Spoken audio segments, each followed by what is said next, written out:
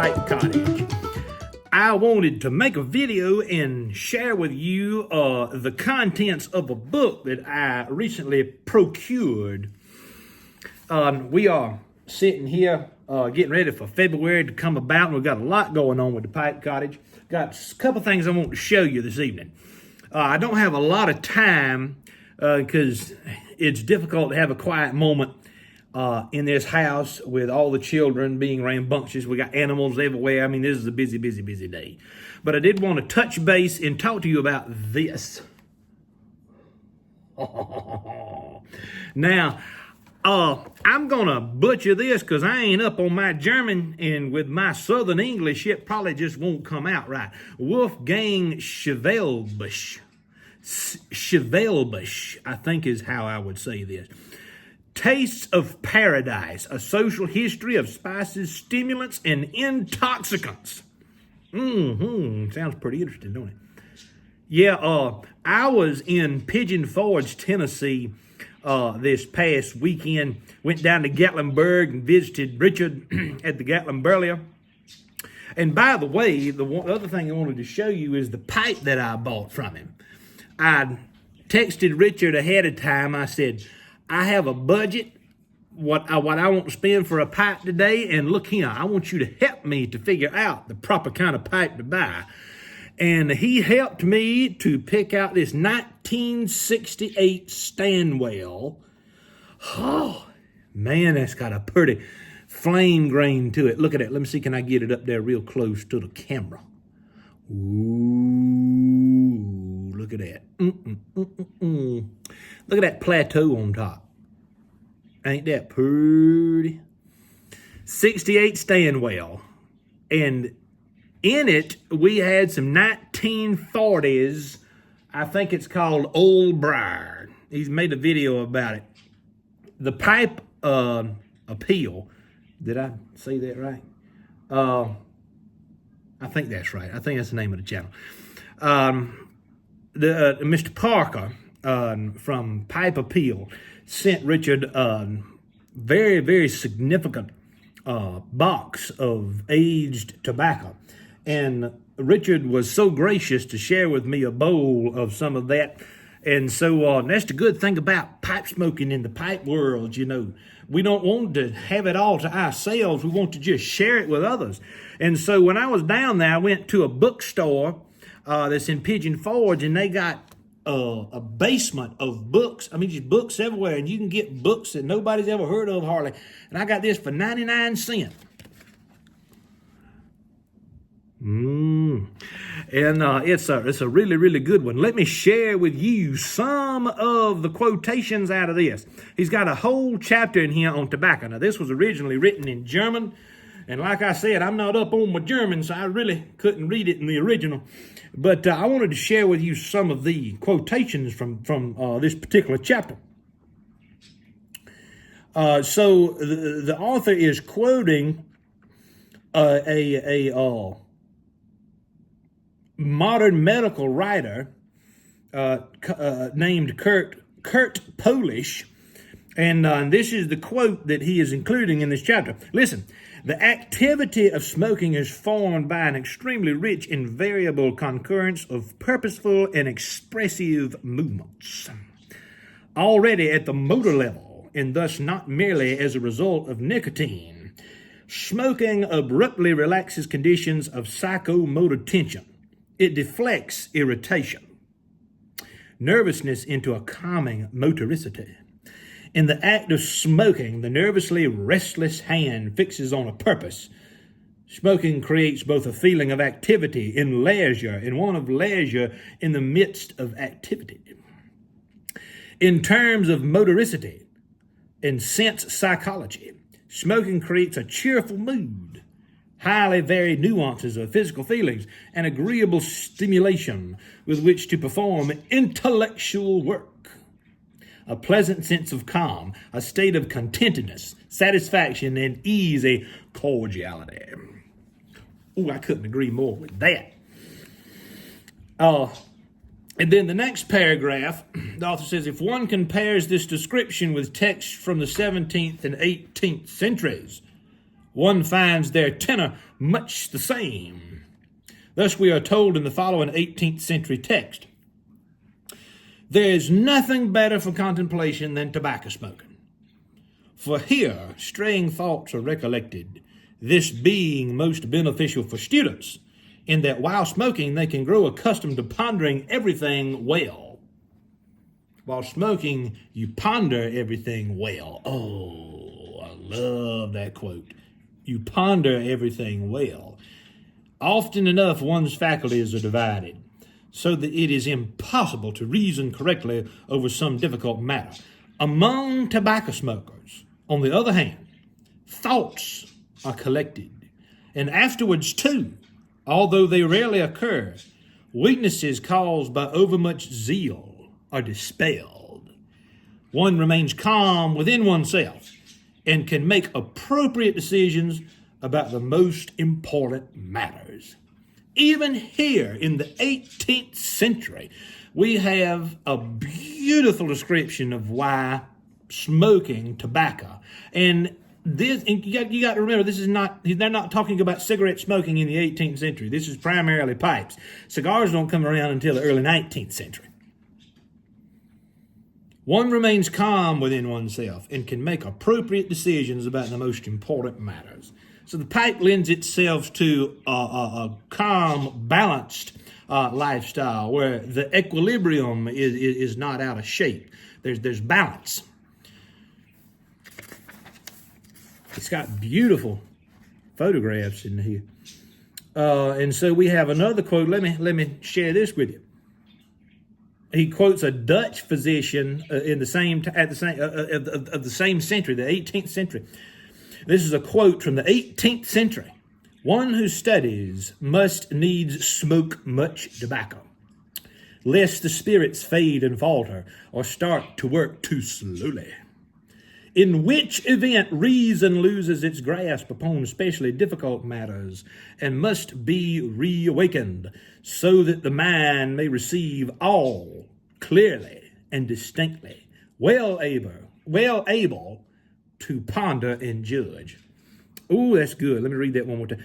In which event reason loses its grasp upon especially difficult matters and must be reawakened, so that the mind may receive all clearly and distinctly, well able to ponder and judge. That's beautiful. Then the chapter goes on to talk about the evolution of smoking, the pipe, the cigar, the cigarette. This is a beautiful part of the chapter that makes an important point, I would say. Listen to this. In the 17th and 18th centuries, the pipe was the preferred smoking instrument. At the beginning of the 19th century, the cigar appeared, and in the second half of the 19th century, the cigarette, still the favorite of the three today. And that's still the case now. You see far more people smoking cigarettes than you do pipes or cigars. But let's go down to the bottom of the page here and listen to the remainder of the story according to the author, Wolfgang Schivelbusch. That's not easy to say. Wolfgang Schivelbusch. Sounds all right to me. In the history of tobacco use, the act of smoking accelerates as the smoking process becomes simpler and shorter. Pipe smoking still needs an arsenal of equipment and manipulations before the pipe is ready to be smoked. A small, self-contained procedure is always necessary.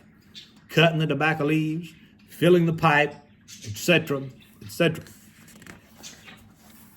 And I think that's right. I think there's a calming effect that goes with the preparation of the pipe. It may sound silly to a lot of people, but I'm reminded. Let me see, who was it? Who was it? I can't recall the name of the particular person right now, but I remember reading years ago that many of the great intellectuals of the 19th and 20th century who enjoyed pipe smoking, they enjoyed the procedure, the routine, just as much as smoking the pipe itself. And I tend to agree with that. I think that's an extremely important point. The routine that goes into pipe smoking, the procedure itself, has a calming effect. It gives you something to look forward to. It's one thing that does not change in an increasingly changing world. In the 20th century, cigar and pipe smoking enjoy special status. This is interesting. They represent a definite intention not to conform to the prevailing mode of smoking, the cigarette. They deliberately flout convention, go against the prevailing rhythm of life, with an artificial time sense that suggests nostalgia, snob appeal, etc. Pipe and cigar smokers are as important, or rather unimportant, to an understanding of our era as are, say, antique car buffs. That is, they are interesting merely as a negative expression. Now, here's where this particular German historian and my sensibilities would kind of diverge. But he's right. I think that he's exactly right. And this book was written in 1980, all right? Published in 1980. So here we are, well over 40 years removed from the publication of this book. And so he's coming out of the heyday of pipe smoking in the United States anyway. I would say that the 1950s through the 1970s was a major time of importance with the history of pipe smoking in the United States. I can't speak so much to other parts of the world, but that's before the major crusade against tobacco began in American politics and American culture. But I think he's on to something here. The pipe, as well as the cigar in the context of this paragraph, deliberately flout convention, go against the prevailing rhythm of life with an artificial time sense that suggests nostalgia, snob appeal, etc. I've said it many times before. When you pick up a pipe, you're asking for people to pay attention to you. Some people consider that to be snobbish when you pick up a pipe, but who cares? I do think that the case remains the same now as it did in 1980, that you are going against the grain. You go against the prevailing rhythm of life. And what's wrong with that? The prevailing rhythm of life in particularly American society now, I guess Western civilization on the whole, is hurry. It's rushed. People are in a hurry to go absolutely nowhere. And the pipe teaches us to calm down. And so I don't see anything wrong with that. Oh, there's just so much in here, I cannot share all of it. But, this is good. This is another good. There's a cultural historian. He's quoting from a cultural historian who wrote this in 1914. Listen, this is 1914 now. A symbol of modern life, which brings no peace, no sense of calm, no depth or reflection to serious conversation. He's talking about the cigarette. The cigarette is a symbol of modern life.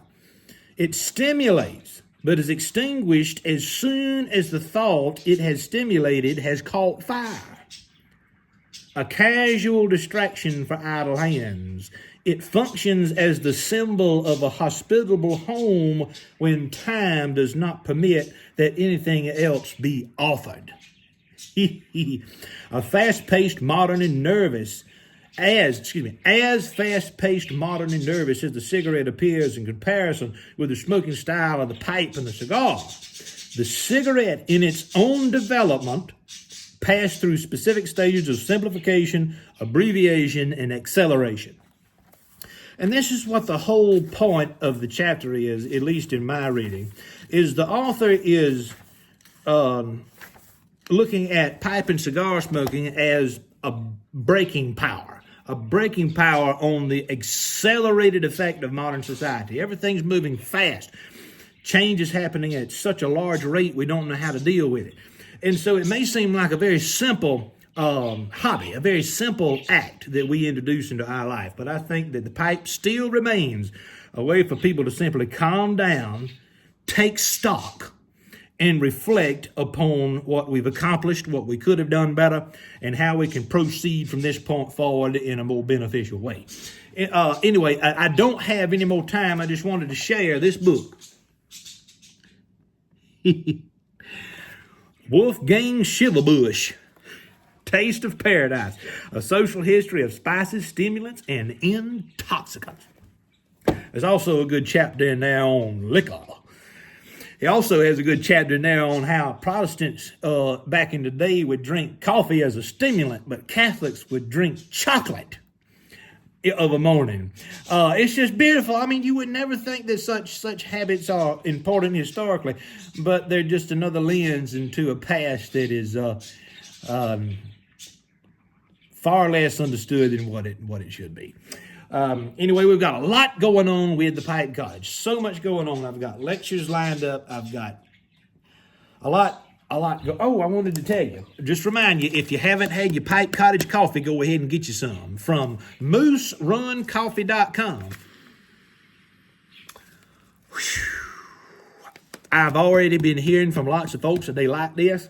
I know I like it, and it's not just because my beautimous face is on the front of it. It is because it's real good. You want to support local business. You want to support a company that's really doing a lot of good work with their business. And these are family people. This is a family doing this, and I really like them. And so check out Moose Run Coffee. Got our own Pipe Cottage blend. A lot of other things going on, but I don't have time to talk about it now. We got Jimmy Aiken coming on the Pipe Cottage later this week. I'm going to be talking with him. Jimmy Aiken, for those of you who do not know, is the lead apologist for CatholicAnswers.com. I think it's .com. Catholic Answers, either way. And if you know anything about Christian apologetics, especially Catholic apologetics, you know who Jimmy Aiken is. He's got a fantastic YouTube channel. He's an avid pipe smoker, and so he is going to be with me later this week. We're going to record a conversation talking about his pipe smoking journey, and so don't miss that. Check out our upcoming interview with Jimmy Aiken this weekend, first week in February 2024. Ladies and gentlemen, I got to go. I got to fire up a pipe, may have a little dram, have a little supper. I love you. I appreciate you. Until next time, this is Alan Harrelson with the Pipe Cottage. Thank you for stopping by.